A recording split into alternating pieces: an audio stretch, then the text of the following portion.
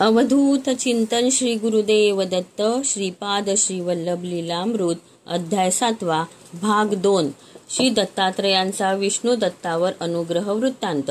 सुमती राजशर्मांना योगेश्वरांनी सांगण्यास सुरुवात केली। पूर्वकाली महाराष्ट्र प्रदेशात मातापूर माहूर येथे विष्णू दत्त शर्मा हा ब्राह्मण राहत होता। तो सद्गृहस्थ दत्तप्रभूंचा भक्त होता। तो महाबुद्धिमान होता। त्याच्या पत्नीचे नाव सुशीला होते। सुशीला महासाध्वी सकल गुण संपन्न महापतिव्रता होती। विष्णू दत्त शर्मा दररोज संध्यावंदन, देवतार्चन, ब्रह्मयज्ञ, पितृतर्पण, वैश्वदेवाची उपासना इत्यादी सत्कर्म वेळेवर करीत होते। विष्णू दत्त शर्माच्या घराच्या अंगणात एक अश्वस्थ पिंपळ वृक्ष होता। विष्णू दत्त दररोज नित्य अनुष्ठान पूर्ण झाल्यावर पंचयज्ञ केल्यानंतर हवनाचे उरलेले तांदूळ भूतबलीसाठी पिंपळाच्या बुंद्याजवळ ठेवीत असत। त्या पिंपळाच्या झाडावर एक ब्रह्मराक्षस राहत होता। तो दररोज विष्णू दत्ताने चढवलेला बली तांदूळ भक्षण करीत असे। त्या ब्रह्मराक्षसाने कधीही विष्णू दत्त व सुशीला यांना त्रास दिला नाही। इतर लोकांना मात्र पीडा तो देत असे। काही दिवसानंतर ब्रह्मराक्षस सद्ब्राह्मण विष्णू दत्ताने दिलेल्या भूतबलीचे भक्षण करून शांत चित्त झाला। एके दिवशी तो ब्रह्मराक्षस विष्णू दत्ताने चढवलेल्या बली खाण्यासाठी येऊन विष्णू दत्ताच्या समोर प्रत्यक्ष उभा राहिला। विष्णू दत्त त्या महाभयंकर ब्रह्मराक्षसाला पाहून भयभीत झाला। मृदू मधुर शब्दांनी ब्रह्मराक्षसाने विष्णू दत्ताला म्हटले, हे ब्राह्मणा, तुम्ही घाबरू नका। आपण सद्बुद्धीने दिलेला बली खाऊन मी शांतचित्त झालो आहे। माझ्या अंतकरणातला राक्षसी दृष्ट स्वभाव नाहीसा झाला आहे। आपण माझ्यावर इतके उपकार केले आहेत, त्याबद्दल मी आपणास एक वरदान देऊ इच्छितो। तुम्हाला जे पाहिजे ते मागून घ्या। विष्णू दत्त म्हणाला, हे ब्रह्मराक्षसा, तू मला वर मागण्यास सांगित आहेत, परंतु तुला कशा प्रकारे पाहून मला तुझी भीती वाटत आहे।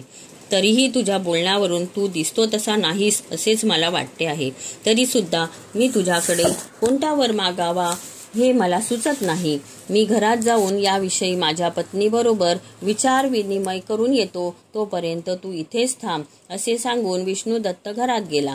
विष्णू दत्ताने आपली पत्नी सुशीलास हा सर्व वृत्तांत सांगितला।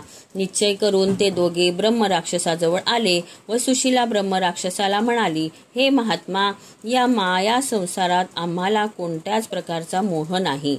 मला हे माहीत आहे की परमात्मा स्वरूपी श्री दत्तप्रभूंच्या पादपद्यांजवळ सर्व सुख संपदा असते आहेत। श्री दत्तप्रभूंच्या सेवेव्यतिरिक्त या सृष्टीत दुसरे काहीच नाही। जर तुला आमच्यावर काही उपकार करावयाचा असेल तर आम्हाला श्री दत्तप्रभूंचे साक्षात दर्शन घडव। हा एकच उपकार तू आमच्यावर करू शकतोस। या व्यतिरिक्त आम्हाला कशाचीच इच्छा नाही। ब्रह्मराक्षस सुशीलेला म्हणाला, हे माता सुशीला, मी जन्मापासूनच ब्रह्मराक्षस आहे। श्री दत्तप्रभूंचे नाव ऐकून मला खूप भीती वाटते। श्री दत्तप्रभूंच्या नामस्मरणाने आमचे राक्षस कुल आणि भूत प्रेत पिशाच्यांनाही भीती वाटते। परंतु तुम्हा दोघांना पाहून मला असे वाटते की तुम्हाला मी काही सहाय्य करायला पाहिजे। काहीही करून तुम्हाला दत्तप्रभूंचे दर्शन घडवण्याचा मी प्रयत्न नक्कीच करीन। श्री दत्तप्रभू जगतपालक आहेत। त्या विश्वव्याप्त्याचे दर्शन सहज सुलभ नाही। महायोग्यांना सुद्धा त्यांचे दर्शन मिळू शकत नाही। सर्व देवतांना सुद्धा त्यांचे सहज दर्शन दुर्लभ आहे। केवळ भक्ती मार्गानेच त्यांचे दर्शन घडू शकते। हे विष्णू दत्ता, सर्वप्रथम आपण आपल्या हृदयात श्री दत्तप्रभूंच्या प्रती संपूर्ण भक्तिभाव ठेवल्यासच आपल्याला त्यांच्या दर्शनाचा लाभ होईल। त्या ब्रह्मराक्षसाने विष्णू दत्ताला सांगितले की जेव्हा मला श्री दत्तप्रभूंचे दर्शन होईल तेव्हाच मी तुम्हालाही दर्शन घडवीन। आपण त्यासाठी सिद्ध राहा, असे म्हणून ब्रह्मराक्षस अदृश्य झाला। एके दिवशी त्या ब्रह्मराक्षसाने विष्णू दत्ताला बोलावून सांगितले, हे ब्राह्मणोत्तमा, आत्ताच मी आपणाला श्री दत्तप्रभूंचे दर्शन घडवितो, आपण माझ्याबरोबर यावे। विष्णू दत्त दर्शनाभिलेने ब्रह्मराक्षसाबरोबर गेला। श्री दत्तप्रभूंना पाहून ते दोघे दूर अंतरावरच उभे राहिले। तेथूनच ब्रह्मराक्षसाने सांगितले, जे लांब उभे दिसतात तेच तर दत्तप्रभू आहेत। तुम्ही त्यांच्याजवळ जाऊन त्यांचे दर्शन घ्या। त्यावेळी श्रीपती श्री दत्तप्रभू एका मदिरा विक्रेत्याच्या दुकानात मदिरा पान करून उन्मत्त अवस्थेत होते। विष्णू दत्त लांबूनच दत्तप्रभूंना पाहून विवंचनेत पडला। हेच आपले स्वामी आहेत का? हा राक्षस माझ्याबरोबर काही खेळत नाही ना? माझी चेष्टा तर करत नाही ना, असा विचार करीत विष्णुदत्त त्यांच्याकडे जात होता. ब्रह्मराक्षस म्हणाला, हे विष्णुदत्ता, तू इतर कुठलाही विचार न करता हेच आपले दत्तप्रभू आहेत हे समजून घे. ते महायोगीश्वराच्या रूपात आहेत असे समजून त्यांच्या चरणाला आलिंगन दे.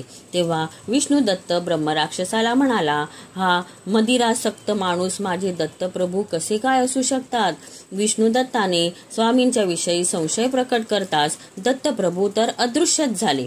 अरे रे, माझ्या डोळ्यासमोर उभ्या असलेल्या स्वामींना मी ओळखू शकलो नाही, अशी व्यथा व्यक्त करीत व्याकुळ होऊन तो घरी परतला. ब्रह्मराक्षस विष्णुदत्ताला म्हणाला, हे विष्णुदत्ता, तू चिंता करू नकोस. तुझ्या भाग्यात स्वामी दर्शन नाही, त्यास तू काय करू शकतोस बरे? मी तुझ्यासाठी आणखी एकदा प्रयत्न करून पाहीन. काही दिवसानंतर ब्रह्मराक्षस एकदम घाई गडबडीने आला व विष्णुदत्ताला म्हणाला, यावेळेस तुला दत्तप्रभूंचे दर्शन घडवितो, माझ्याबरोबर चल. विष्णुदत्त ताबडतोब ब्रह्मराक्षसाबरोबर निघाले. तेव्हा ब्रह्मराक्षसाने लांबूनच 4 कुत्र्यांच्या मध्ये चिखलाने माखलेले उभे असलेले दत्तप्रभू दाखवून सांगितले, हेच तुझे स्वामी आहेत. यावेळी तू समजदारीने घे. मी पूर्वजन्मी देवगणात होतो. ब्रह्मराक्षस पिशाच माझे स्मरण सुद्धा करू शकत नव्हते. माझा मित्र श्री दत्तप्रभूंचा भक्त होता. त्याच्या शापामुळे मला ब्रह्मराक्षसाचा जन्म मिळाला. असे म्हणून श्री विष्णुदत्ताला श्री दत्तप्रभूंच्या जवळ नेऊन त्यांच्याकडे ढकलून दिले. विष्णुदत्त भयभीत होऊन हळूहळू पुढे जाऊन स्वामींचे दर्शन घेत असताना श्री दत्तप्रभूंनी महाभयंकर गर्जना केली. गळ्यात कवटी व हाडांच्या माळा घातलेल्या स्वामींना पाहून विष्णुदत्त भयभीत झाला. श्री दत्तप्रभूंनी त्याच्या डोक्यावर हातातील एका हाडाने प्रहार केला. त्या क्षणी जीवाच्या आकांताने मागे वळून विष्णुदत्त पळू लागला. हे पाहून ब्रह्मराक्षस विष्णुदत्ताला म्हणाला, हे विष्णुदत्ता, तेच आपले प्रिय दैवत आहे असे तुला पुन्हा पुन्हा सांगून सुद्धा तू पळून आलास. माझा दुसराही प्रयत्न निरर्थक ठरला. या विनाशकारी देहाविषयी तुला इतका मोह का आहे? हा देह नाशवंत आहे, परंतु जी घटना घडायची होती ती आता घडून गेलेली आहे. आता मी तुझ्यासाठी आणखी एक शेवटचा प्रयत्न करीन. त्यावेळेस तू मात्र स्वामींचे चरण निर्धाराने घट्ट धरून ठेव. विष्णुदत्ताचा दुसरा प्रयत्नही निष्फळ झाल्यावर तो अत्यंत व्याकुळ झाला. त्याच्या मनाला खूप वेदना झाल्या. या शरीराचा मोह मी सोडू शकलो नाही व प्राणाच्या भीतीने श्री दत्तप्रभूंना मी ओळखू शकलो नाही, असा स्वतःशीच विचार करीत ब्रह्मराक्षस कधी येतो याची वाट तो पाहू लागला. दुसऱ्या दिवशी माध्यान्हकाली ब्रह्मराक्षस आला व म्हणाला, हे विष्णुदत्ता, मी काय सांगतो ते ऐक.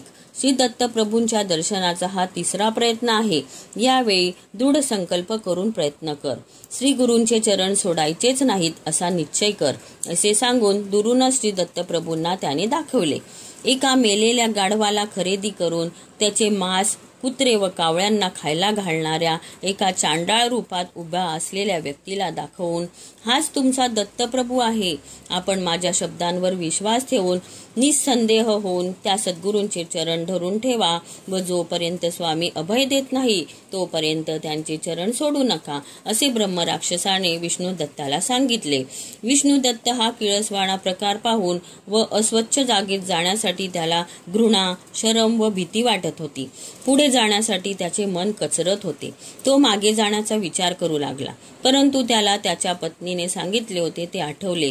आज कितीही कष्ट पडले तरीही स्वामी दर्शन झाल्याशिवाय माघारी येऊ नका. श्री दत्तप्रभूंचे चरण घट्ट पकडून ठेवा.